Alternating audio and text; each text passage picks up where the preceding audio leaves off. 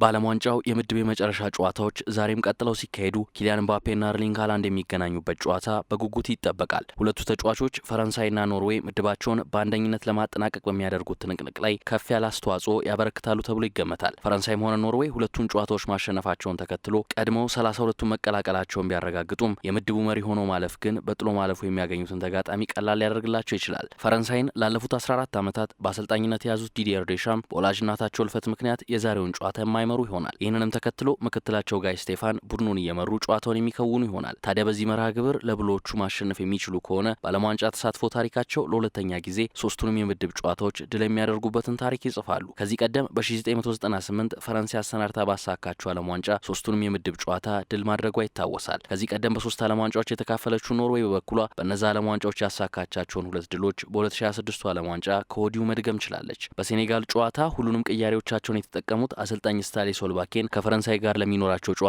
የበርካታ ተጫዋቾችን ቅያሬ አድርገው ሊቀርቡ እንደሚችሉ ጠቁመዋል። ለውጥ እናደርጋለን ማለት ማሸነፍ አንፈልግም ማለት አይደለም ያሉት አሰልጣኙ በየጨዋታው መሀል ያለው አጭር ጊዜ ግን ተጫዋቾችን ለማፈራረቅ ያስገድደናል ሲሉ ተደምጠዋል። ከሴኔጋል ጋር ገና በ13ኛው ደቂቃ ተጎድቶ የወጣው ሁሊያን ሬየርሰን ለዛሬው ጨዋታ የመድረሱ ጉዳይ አጠራጣሪ ነው። ከጉዳቱ ያገገመው ማሎ ጉስቶ የፈረንሳይን የቀይ መስመር የተከላካይ ቦታ ለመሸፈን ከሁሌ ስኩንዴ ጋር የሚያደርገው ፉክክር የሚጠበቅ ይሆናል። የዛሬው መርሃ ግብር ሁለቱ ሀገራት ለ16ኛ ጊዜ የሚገናኙበት ጨዋታ ሲሆን ከ2014 በኋላ ግን ለመጀመሪያ ጊዜ ነው። በ2014 በተካሄደ የወዳጅነት ጨዋታ ፈረንሳይ 4-0 በሆነ ውጤት ድል ማድረግ ችላለች። ሁለቱ ሀገራት በነጥብ ጨዋታ ባደረጓቸው 10 ጨዋታዎች ኖርዌይ ማሸነፍ የቻለችው በሁለት አጋጣሚዎች ብቻ ነው። በዓለም ዋንጫ የአውሮፓ ሀገራትን ስትገጥም እየቀናት የምትገኘው ፈረንሳይ የመጨረሻ 5 ጨዋታዎች ላይ እንደ እንግሊዝ፣ ክሮኤሺያና ቤልጂየም ያሉ ሀገራትን ጨምሮ ድል ማድረግ ችላለች። የሁለቱ ሀገራት ተጠባቂ መርሃ ግብር ከምሽቱ 4 ሰዓት ሲል ይደረጋል። በተመሳሳይ በዚሁ ምድብ የሚገኙት ኢራቅና ሴኔጋልም ጨዋታቸውን ያደርጋሉ።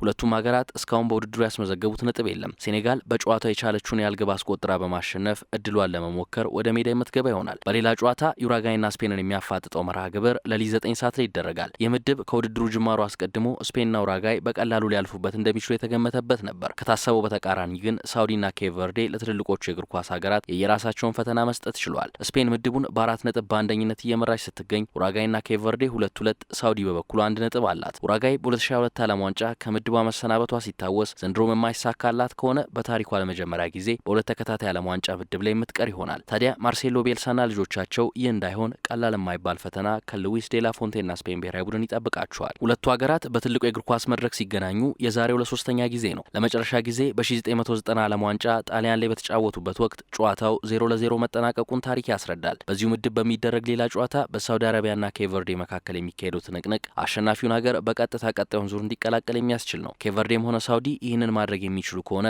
ለደጋፊዎቻቸውና ለሀገራቸው የስፖርት ታሪክ አዲስ ምዕራፍ ሆኖ ይመዘገባል። ንጋት 12 ሰዓት ላይ በምድብ 7 የሚገኙት ሀገራት የምድብ የመጨረሻ ጨዋታቸውን ያደርጋሉ። በዚህ ምድብም ቀደም ብለን እንደጠቀስነው ምድብ ሁሉም ሀገራት ወደ ቀጣዩ ዙር የመቀላቀል እድል አላቸው። ምድቡ ቀለል ብሏት ታገባደዋለች የተባለችው ቤልጂየም በሁለቱም ጨዋታዎች አቻ ተለያይታ 3ኛ ደረጃ ላይ ትገኛለች። ከኒውዚላንድ ጋር የምታደርገው ጨዋታ በአንጻራዊነት ቀላል እንደሚሆን ሲጠበቅ ማሸነፍ የምትችል ከሆነም ቀጣዩን ዙር ትቀላቀላለች። ምድቡን በ4 ነጥብ እየመራች የምትገኘው ግብጽ በበኩሏ ኢራንን የምትገጥም ይሆናል። ከብዙ ፈተና ጋር ለውድድሩ የቀረቡት ኢራናውያኑ በ2 ነጥብ 2ኛ ደረጃ ላይም ተቀምጠው ይገኛሉ።